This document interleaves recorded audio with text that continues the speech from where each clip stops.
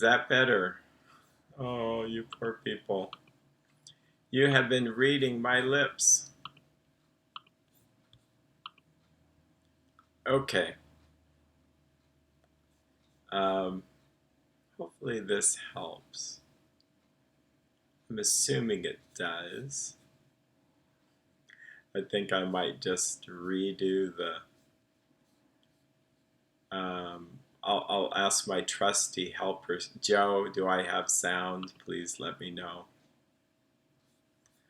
I'm going to start again. That's going to be funny. So, welcome everybody.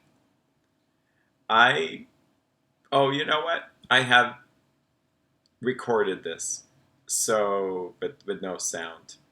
Okay, I'm just going to start again. Good to see you guys.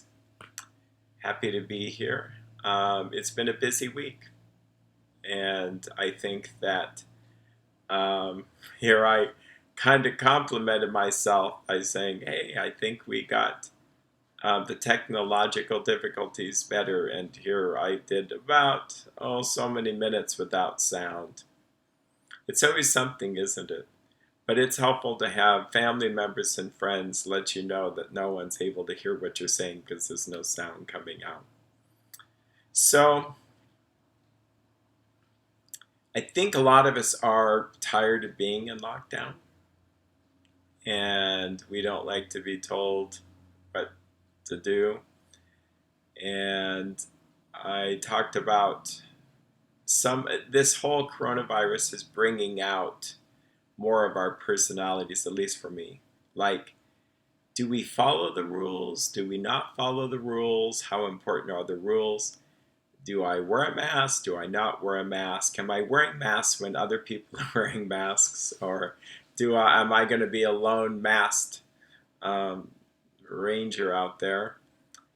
And do I judge others if they're not wearing a mask? Overthinking, overprocessing, overanalyzing, just craziness. Yeah. We can learn a lot. That's what I would encourage you to do, is to learn a lot during this time. We can learn a lot about ourselves. How do we cope with this? I was sharing that this is like a strange experiment. It's not a good one, but it is one. Like, we never really have an opportunity to see what the earth looks like with less pollution. I was watching on YouTube that sound, the earth sounds different now. There's not so much reverberation from everybody being out pounding on the pavement with our cars, and no real construction sound. I mean, it's really quiet. So then the researchers that are able to listen to all this are now hearing the sounds of bees and birds and things they never really heard before, because the other sounds took precedence. I think that silence can be really useful. We start to hear our inner selves, our inner voices. We start to wonder about things. Hopefully it's a good wondering. I'm going to check to make sure.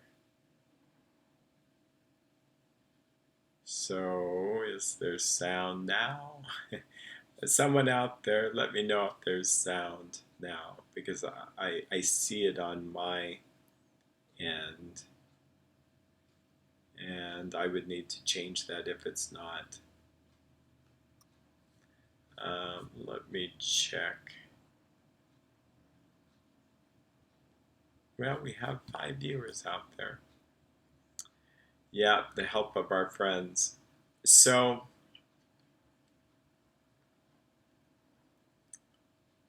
it's been a busy week, and I did share how the effects of people being on lockdown, I don't like these words, but it's affected us in a strange kind of way. Maybe we're getting really, really, really bored and antsy, or maybe we're getting angrier. Maybe our anger is being turned into depressed states. Who knows? I will say it's been kind of dramatic. I had a person I knew who got shot at. They were in Seattle. Oh,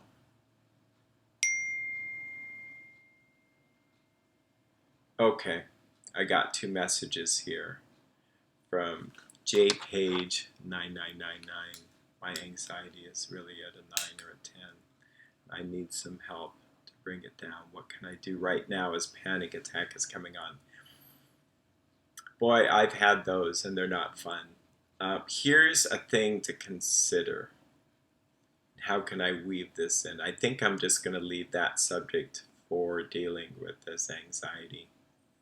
Now, you may have no reason to trust me, really, but we're going to, from the bottom of my heart, I'm going to try to help walk you through this. So, an anxiety attack, the word attack really isn't the best word. We all use it because it feels like we're being attacked. But the reality is, an anxiety attack is a misguided help from our brain. It's very similar to a car alarm that is so sensitive that you just look at it and it goes off. And it goes, So something in us thinks that we need that kind of anxiety and adrenaline. And if you were near a snake, a rattlesnake, if you're out walking, or you almost got attacked, you would have the same experience. You'd have this hyper awareness, the focus and breathing. Every sound would matter. You would have a cold sweat. You would be totally alert and do everything you can to stay safe. The problem is that there most likely is no snake or no one coming to hurt you. And you may be sitting in your own safety of your own home and you have this. And so then you really think you're losing your mind. And it's really, really, really important to know you're not going to lose your mind. You just feel like you might lose your mind, but you're not really going to. I'm looking at the word. I'm going to go look at the camera here. You feel like you're going to lose your mind, but you're not. So here's the other principle. If you feel like fighting it, it actually is fighting against your self-protective mechanism. So then you begin to have this back and forth with yourself.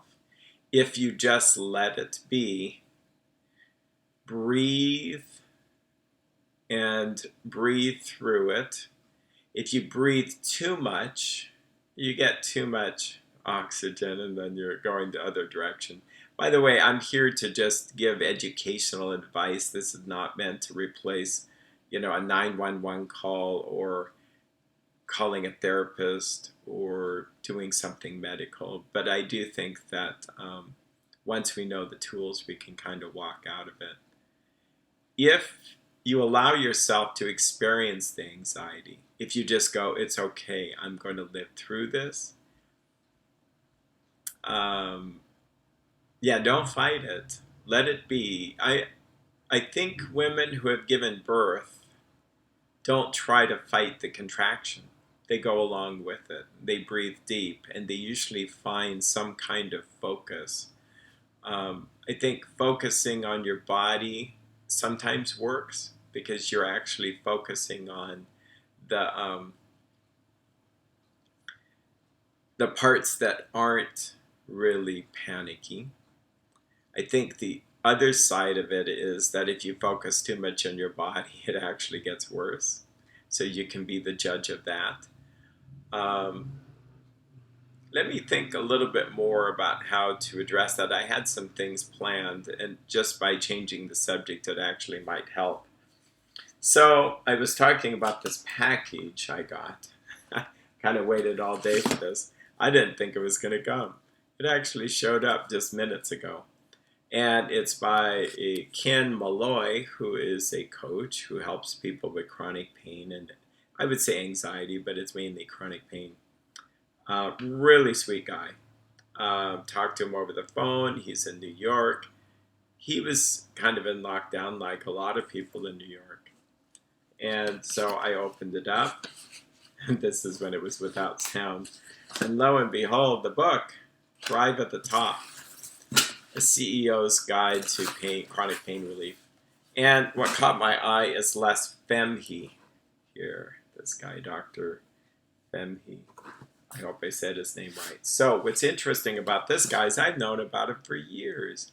I do neurofeedback, which is an EEG biofeedback of the brain. It works really well for anxiety and ADD and a number of things. And so back to Dr. Femhe. He was in the 60s, I think, or 70s, trying to generate alpha wave.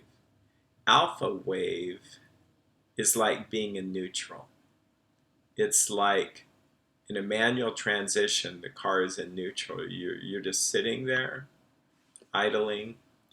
You don't have to do anything. You could put on the gas, but it's not going to go any faster, slower. It's just going to be. Well, alpha wave in our brains is like that. And alpha waves are like ocean waves. That if you go to the ocean, they crash in and they crash out. And in fact, in our waiting room out there, there's like 2 or 3 machines that are doing that. It's like the ocean out there. Our brain rhythm gets in sync with that, and it tends to calm us down. So another option for our friend who is suffering from the beginning of a panic attack is to, well, hopefully you can listen to this later or now, but listen to alpha. Anything that would generate alpha waves. Deep breathing, slowing down. When parents read a story to their children, they slow their voice down. They say, once upon a time, there lived this princess that lived in a castle. It tends to calm us down.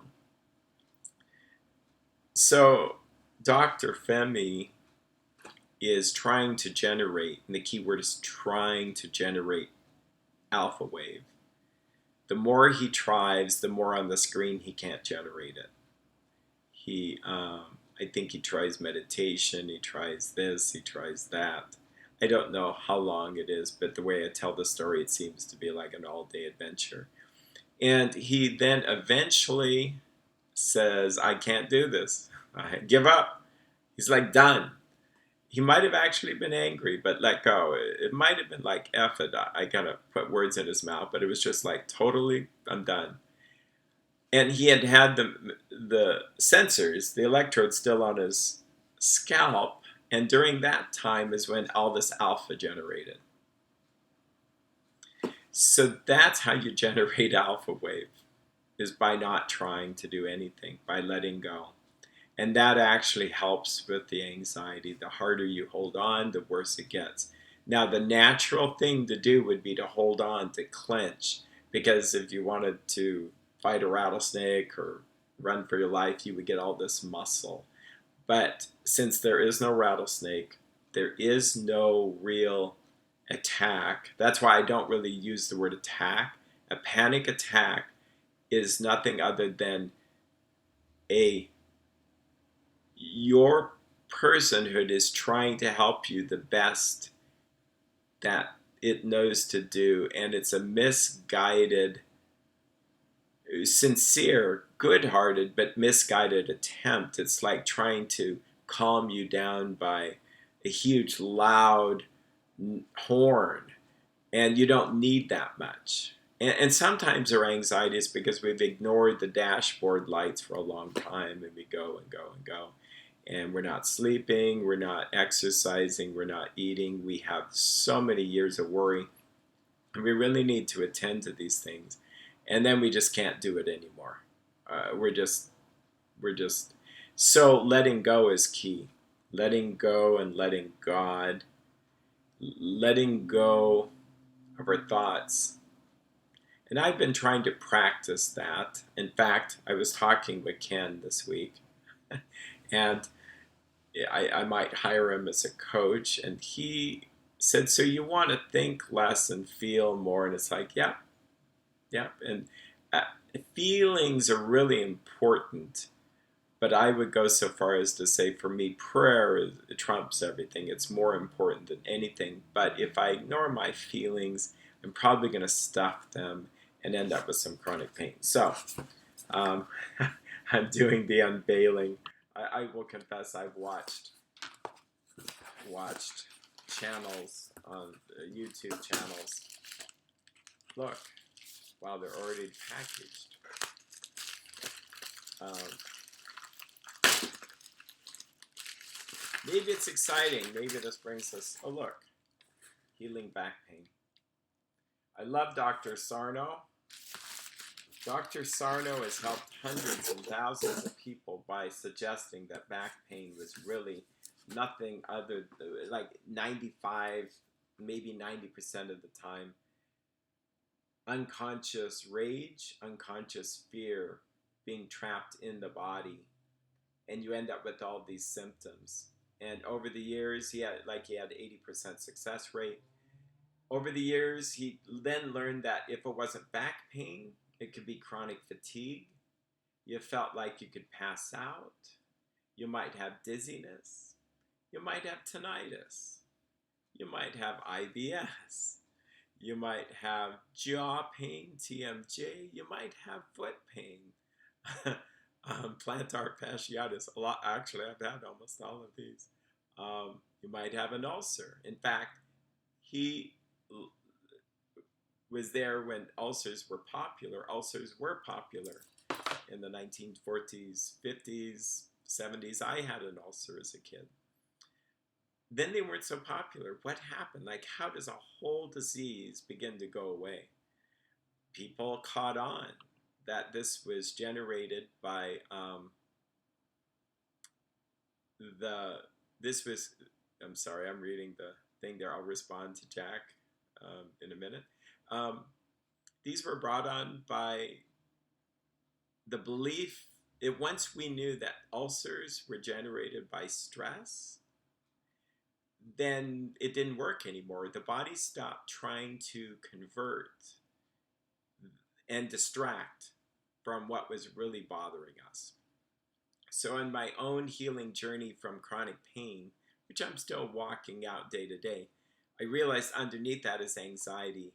And a lot of anxiety is the same kind of treatment, if you will, as the chronic pain. It's learning to feel feelings and to tolerate these feelings. So Jack Miller asked, are most of the books and DVDs on Amazon? Yes, I think. You can go to Ken Malloy and get that. I haven't read this, but I'm excited to read this. This I know is going to be a winner. Why? Because, well, I watched, just look for Dr. John Sarno. And if you have any chronic pain, just look anything on the internet with him. In fact, I have a website. Well, here now I feel like I'm self-promoting, but I do have a website called chronicpainsolution.net, and I'm posting my favorite videos there. John Sarno's books.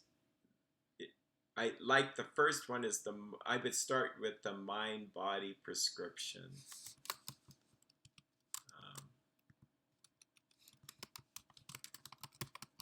That wasn't his first book, but it's really, really interesting and really, really scientific. So, I wanted to help people who were feeling really, really stuck. If we're talking about books, this is a really good book. One small step can change your life. It's called The Kaizen Way by Robert Maurer, Ph.D. So what is this book about? I picked this up at a bookstore. I will confess I'm kind of a bookaholic. I buy more books than I can read. I read almost every day.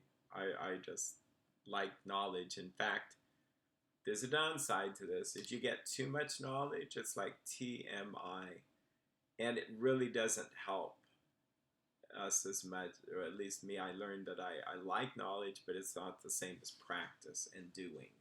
And so I had to put down some of the books, which I'll put this down now, and to try to practice some of these things. But I do say I get enjoyment.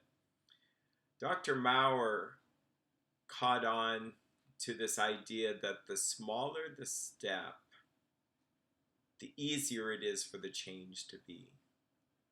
That if we bite off more than we can chew, it's overwhelming and we don't do this. How many of us procrastinate? How many of us avoid? We just don't want to clean the garage. We don't want to mow the lawn. It looks rainy out there. We might want to now, anything to get out of the house. We might be overwhelmed with cleaning out a closet. Now, our own personal life, we may have extra weight that we just feel like there's too many pounds to take off. Or I have too many problems. I had a friend, he was actually kind of hilarious. He said, I have more issues than Time magazine. I thought that was pretty funny. He doesn't, but it was funny. We may feel like we have too many issues. And what Dr. Maurer, Robert Maurer, says is you've got to just take it in small pieces. I had studied neuro-linguistic programming. I knew this. But this book, he lost 80 pounds by, he says, taking one French fry and tossing it in the garbage. And you think, this is ridiculous. No one will ever get, how do you do that? But what happens is it's so underwhelming. It's, anybody can do that. And he talks about a story of, he was a professor, a supervisor, and working with a psychology student, a counselor in training. And this woman looked very depressed. And very depressed. She was at a clinic. And they were talking about the role of exercise. Maybe this can help her. And so we talked about doing some kind of exercise. And evidently Dr. Maurer shook his head and says, don't do that. He says, how about 60 seconds of just jumping up and down? And it's like when I read that, and you could just feel what was going on in the book, like, really?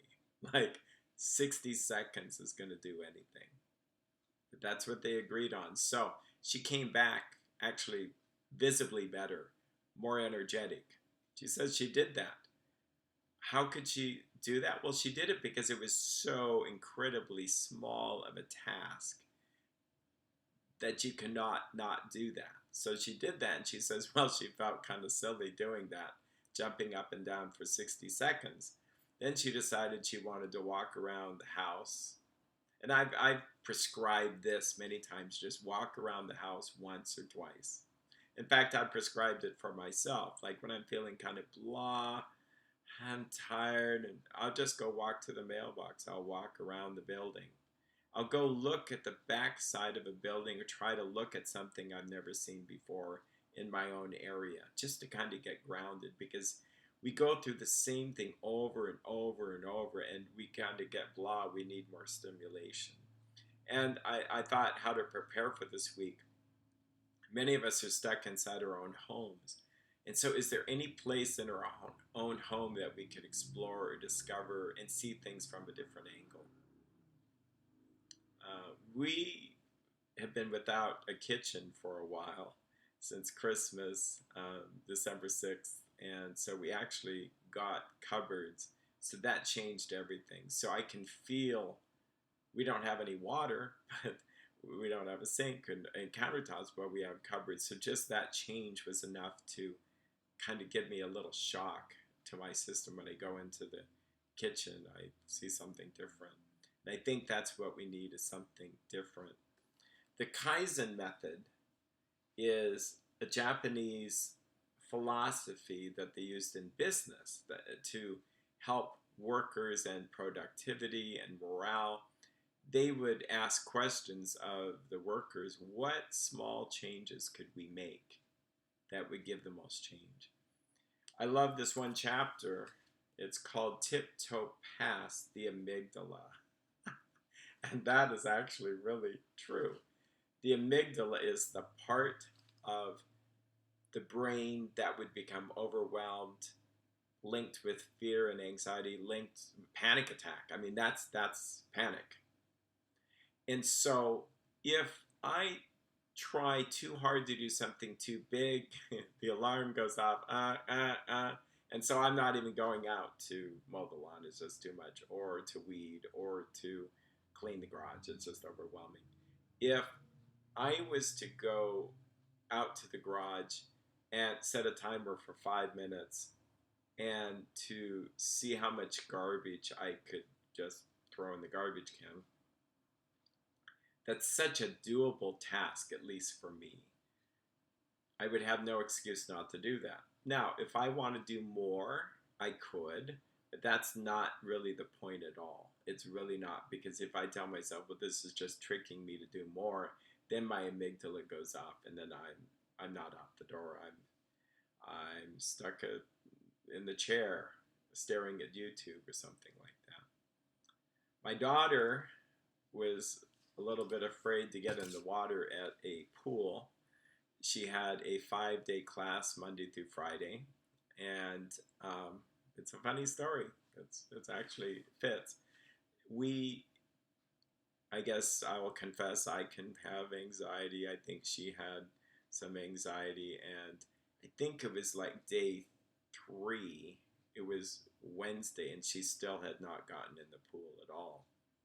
And it's like, well, this isn't going too well.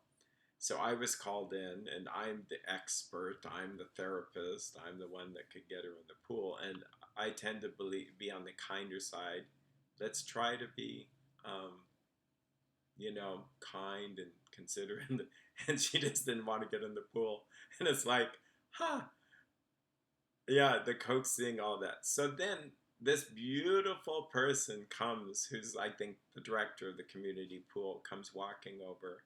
She says, may I be of assistance? And I said, yes, you can. This will be, go for it. I would just like to stand back and watch, because I do believe we can always learn. So my daughter's all there, and she says, I wonder what it would be like for you to just stick your baby toe in the pool. Now, I'm a trained therapist. I kind of thought, I know where this is going. We do the smallest little tiny piece. But I also thought, yeah, that's right. She'll be in the 5th grade before she's in the pool. I thought that, but I said no. I knew about this a little bit, but not that much.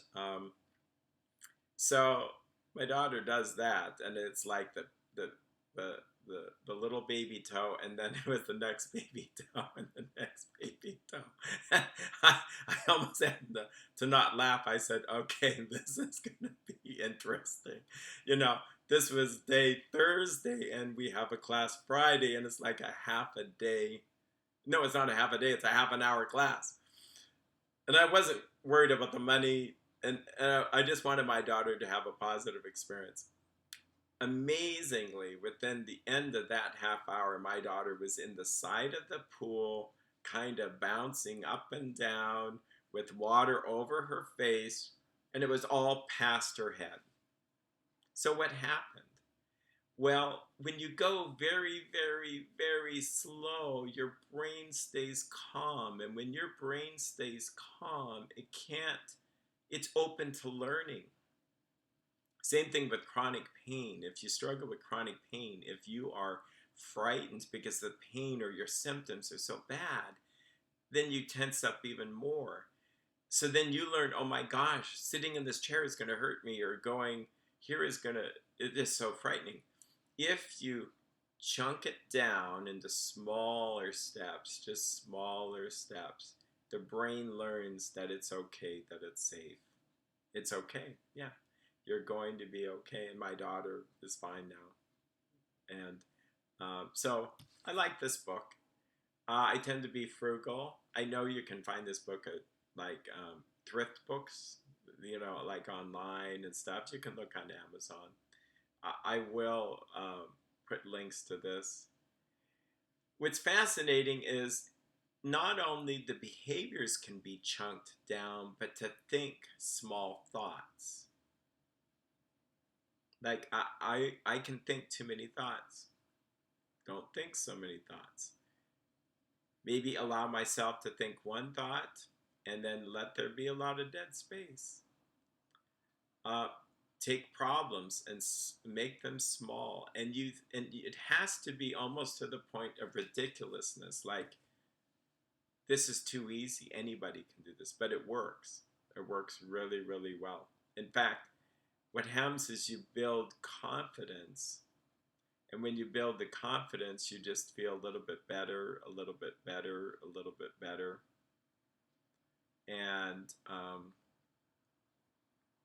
animal studies where they taught these animals to do these incredible tricks and things for movies. It was one micro behavior, like a chicken, pedaling a bicycle. I mean, it's ridiculous. But it was through shaping the smallest amount of learning. It might have been just lifting the the little foot. Do chickens have feet? Chicken feet, maybe. Yeah. And then somehow the chicken learned to put it on the pedal. Yeah, it's just small steps, and it'll go faster than you think. So,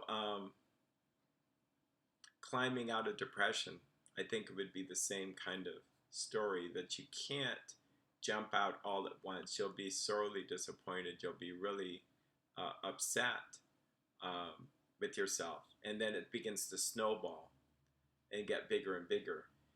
Think about it this way. Yeah, it's funny. I've never really built a snowman without the beginning stage having the snow be so not packable. It seems so, I don't know, it's not hard or firm or anything. It feels like if you push it too hard, it's just going to go through your hands. And if I thought at that point, well, this is never going to become a snowball enough to hold up a snowman. No, it never works that way. It's so soft and tenuous, and you just keep on working with it, and you just roll it little by little, by little, by little. And then all of a sudden you have something substantial. And sometimes that's what life is like. That you're at a place where you just can't believe where you are. There's so much around you that feels like is so unsubstantial, like you don't even have a footing.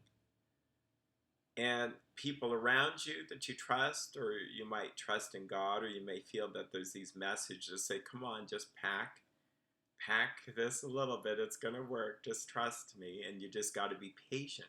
I think that's the thing, the lesson in patience, that you just work with this, work with this, work with this. Again, small steps. And it gets better, and it gets better, and it gets better. Yeah, I think that's really important. Let's see. I'm going to read some of the interactions here. Kelsey Cat. Eric, thanks for giving me something to watch every Tuesday evening. Well, thank you for that. That's sweet. Hopefully our friend who has some anxiety is having it come down. Anxiety is very fascinating in that a lot of times I really think we're not so fearful as we have just stuffed emotions. I think with where we are, I think we have issues with, we're angry. We're probably really angry. But how do you be angry at a situation when there's thousands of people dying? And so it kind of blocks our anger. We feel selfish if I were to be angry because I can't get out of the house and do what I want to do, when we realize it's for the greater good. So either you stuff your anger because you feel like, I need to be a good person, I shouldn't be selfish, but then your anger sits there and it has no place to go, and then it ferments, and then we might actually convert it to anxiety as a cover. We might be angry at family members, but what good is that? I mean, that's not going to go anywhere. I've been as you know, I have a faith tradition of Christianity. Yeah, Eric, the biggest is our friend J. Page 99999. Eric, the biggest issue I have faced in all of this is where is God? I love him, but I don't feel him. I'm angry with God and feel abandoned. It is so painful. Oh boy, and what I would share seems so cliche, but it's cliche because there are people that all feel the same way. And I was just going to mention Psalms. If one reads the Psalms, you're going to see a lot of emotion there. You're going to see a lot of where are you, God? Yeah, it's all right there. So that's part of the human condition. Do we feel him?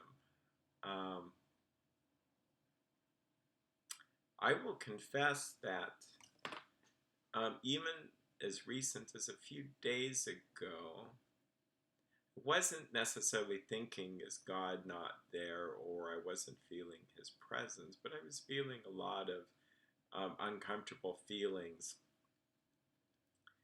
And I did what I knew the right things to do, like I have a practice of prayer, a practice of meditation.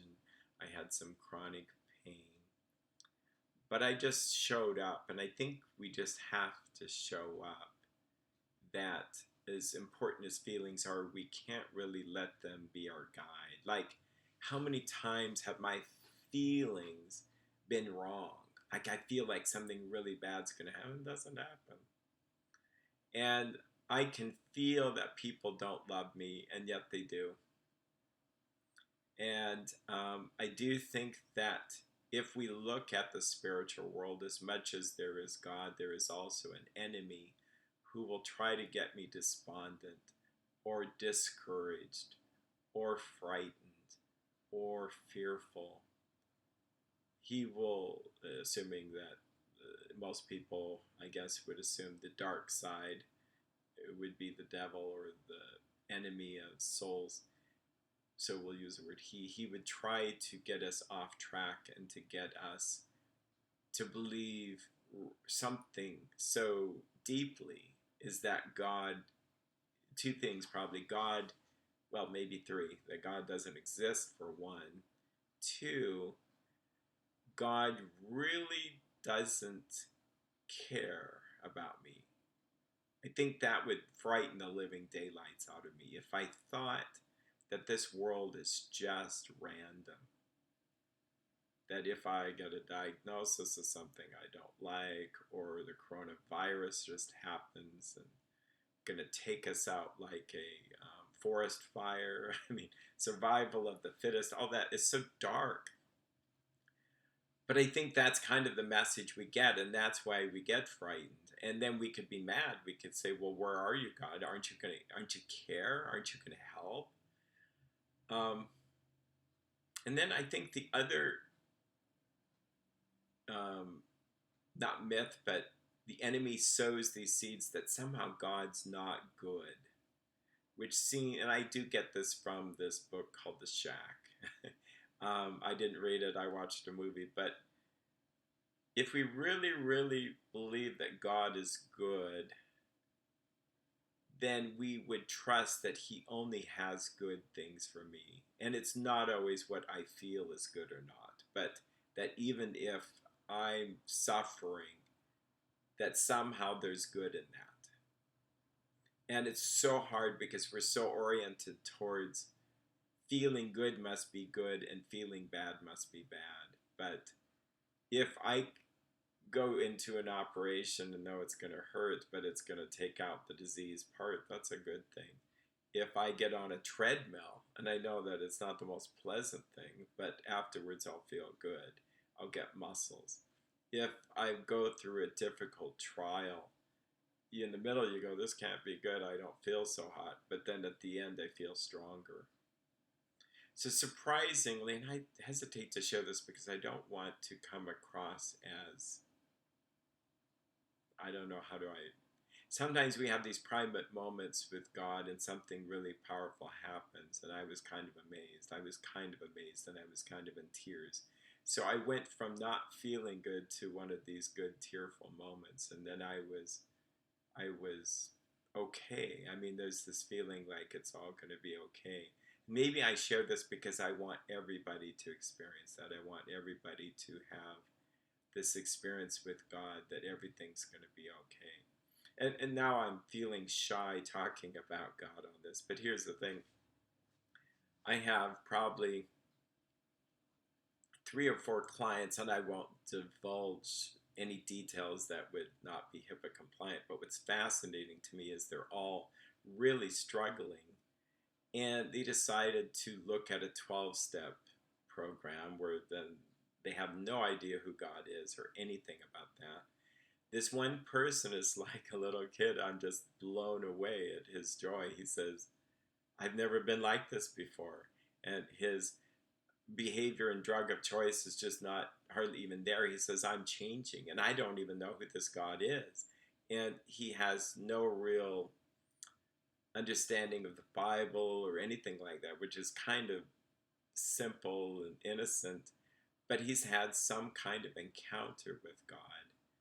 And there is feeling there, but he's also having a lot of pain, like we do. Life has pain, and it has joy. It's just kind of the way life is.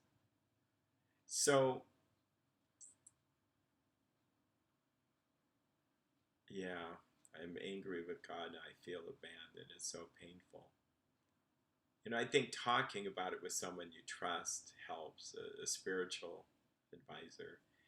I will share this. This kind of blew my mind. Over the winter, I watched a movie called Tortured for Christ. This is the life of Pastor Richard Wurmbrand. He's a Lutheran minister. It's on YouTube. I'm going to read. It's always good to put on readers so that you can see. So this guy had memorized, believe it, it's a strange story. Real life story. During communist Romania, he was imprisoned. He had memorized, he says there was 366 verses on fear not in the Bible. So he had memorized them all. They needed memorized, and there may be more, but he had 366 references on being courageous, not being fearful. He had memorized, and he memorized them to the date. Okay? He speaks out against the communists, while a lot of the other church leaders were kind of kowtowing. And he gets arrested, and he knows exactly what's happened. They put a black cloth bag over his head. They're taking away so he can't tell where he's going. And instead of panicking, he asks, what day is it? He said this to his captors. And they think he's gone mad and gone crazy. And they actually said, he asked a couple of times, and finally they said it's February 29th, meaning it's leap year. And he said he smiled. He knew that God was giving him a sign that out of all the days he was going to be captured, he would be captured on that day. And it's a special day. And he knew the verse for that, and he recited it to himself. I thought, what a powerful tool it would be to have. So I think the way I would try to, I don't know how I'd try to memorize it, but I think I would just pick a verse. In fact, I would have loved to have seen his journal or whatever he did to do that, but just each day focus on a verse that has to do with be strong. I do believe in neuroplasticity. The more you train your mind to do something, to look at the positive or to be strong and courageous, the better it happens. So, this is interesting. I'll get to this point. So, the movie is a good watch, hard to read, or hard to watch. Hard to watch, but I got through it. So then I decided to look him up on YouTube, and sure enough, he gets out, he survives, he comes to America and teaches. The pain was so torturous for him that he couldn't stand anymore because his feet were beaten. And he apologizes when speaking. He sits to speak. But he and his wife, his wife was imprisoned. But he said something that was really interesting. He said he was having a really, really, really bad day. He says there were better days, but it was pretty bad. And then there's worse days. I kind of felt like passing out just listening to this guy. But he was beaming like a light and joy. And he says, there is a verse in the Bible that says, be joyful, rejoice in the Lord. He realized that he didn't feel joyful, that this was not about a feeling thing, but he just was going to do it, like a verb. And that helped me. Actually, it made me realize how much am I kind of passive, waiting for myself to be in the mood, rather than kind of taking my mood by the horns and saying, look, today is the Lord, today God has made this day, I'm going to be glad and rejoice in it. Now, I don't think it's hypocritical for me to be endeavoring to do that at the same time being sad about something. I'm not putting on a mask. I'm not trying to pretend that I'm happy. But to see that I'm endeavoring myself to give thanks in everything, to be joyful, that to see that the joy of the Lord is my strength. Wow, I feel preachy today. I shouldn't apologize for that, but I also realize there are people that may have a faith tradition or not. But I also think that this is key.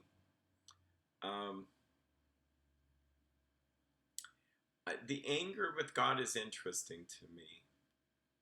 I suspect sometime I could be angry with God. I just haven't really experienced that yet. I think for me, I really believe that God's behind anything that's happened in my life if I've surrendered to Him. And so I may not like what I'm going through, but I found it's kind of futile for me to complain about it or to be too upset with it. Maybe I've stuffed too many feelings there, but I don't know as I'd be mad at God. And I'm not judging anybody because there's saints, I think, that went through this. But I do struggle with anger, and what I'm learning is, and I think this is really helping me a lot. The early church, there were saints, people like Saint John of Damascus, who said, if there's a good thing for anger, to be mad at sin or mad at the devil. What we mean by that is, why should I be mad at the people around me when really the people around me wouldn't do what they do if it wasn't for the evil in the world? And I guess I could go down the path and say, well, then God's the one who orchestrated this, we'll say, mess, and so therefore I should be mad at him. But see, I just see that as futile. God has so ordained the world that the world is the way it is. And he has allowed good and evil to exist. He's allowed hardship to exist. He tells us kind of clearly what's that for, and it's for our benefit. He's always good. We're supposed to count it all joy. I will admit I'm fearful. Like, well, what if I have to go to a prison camp like Richard Wurmbrand? Would I survive? Well, that would be me relying on me power. And I have to empty myself of myself and let his power come in me to help me. And that's where I would take it one day at a time. In fact, one small step at a time. I think we'd be overwhelmed if we saw the whole picture. But people who survive prison camps do it one small step at a time. And they would have to deal with the feelings and all that stuff afterwards. See, my overthinking, future tripping brain would get me really upset thinking I couldn't do that, because I already taught myself, if I survive, then what kind of nut would I be, more nutty than I am? See, all that is just overwhelming. Like, clear the table, clear the thoughts, take deep breaths, Just do one thing at a time. The reality is I have one day at a time to live. I ask God, tell me what you want me to do. Guide me.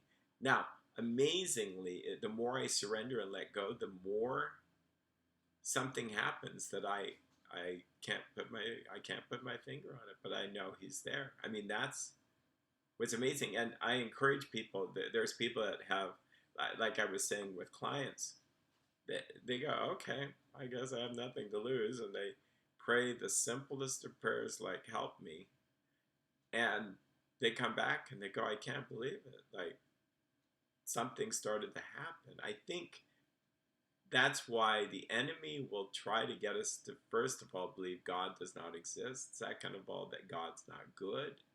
That somehow that what He does for us is not good. And three, that He's impersonal. Like He doesn't really have either the strength or the way to connect with us the way we need to be connected. And I just don't really. Well, some will find Him and some don't. I think that's what happens. But if we stay trying to be open, try to stay connected, little by little, we start to feel better. I believe this. I really believe this, and it's also the way we're made, that we are creatures that can adapt. And that even if we're in a surge, I've been in surgeries and stuff, and it's not fun, but even in the midst of that, it wasn't all misery. Our body adjusts, and we're able to endure, and we can find comfort in the smallest of places. And I think that's what this is about, is trying to find comfort in the midst of this coronavirus situation. Trying to find comfort, even when we don't get what we want. Like, I could be mad about things just because I'm not getting, a haircut or whatever I think I need. But it's like, here's an opportunity to change that all around and to be thankful for what I can be thankful. I think a few other things I was going to throw out there. I think that I was playing on words, YouTube and then mood tube. It seems that we can almost pick our mood based on what channel I want to watch on YouTube. If I want to be terrorized, I know where to go. If I want to be depressed, I know where to go. If I want to be divisive, I know where to go. If I want to overeat, I know where to go. I mean, there's darker things than that. I was reading a book, really great book, and it had actually a link that didn't exist, but it says if you feel self-pity, yeah, that's what it says, go watch this video on YouTube. So I stopped the book, I went to go look for it. But the gist of it was people who had no hearing and got hearing for the first time in their lives. And I thought, well, this is going to be good. And of course it was good. And of course I was like crying. And people have this cochlear implant. And when you see them, there may be anywhere, well, I saw one, a baby began to hear the mother's voice for the very first time. Oh, talk about touching. Or a 5-year-old boy or a teenager or a mother who hears her children's voices for the first time. We take things for granted. I shouldn't say you, but I think we can take things for granted. We just don't realize the joy of hearing. Being able to hear someone say, I love you, you matter to me. Even maybe just to realize, it sounds like a small thing, but just to have someone remember our story, remember something we said, and they say it back to us. And in looking at these videos, there were people that had never heard their own voice.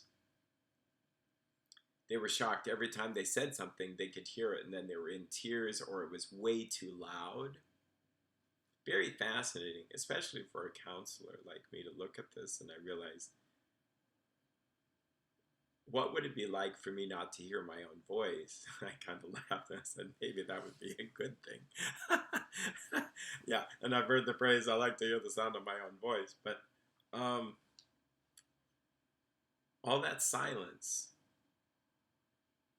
and and and my personal mental health journey lately has been being able to say things out loud more to myself, like positive self-talk, not positive thinking per se, not that that's good or bad or anything, but this is like when I'm going on a walk, having a talk with myself, saying things like, Eric, you need to be tough, or you need to not be selfish, or you're going to be fine.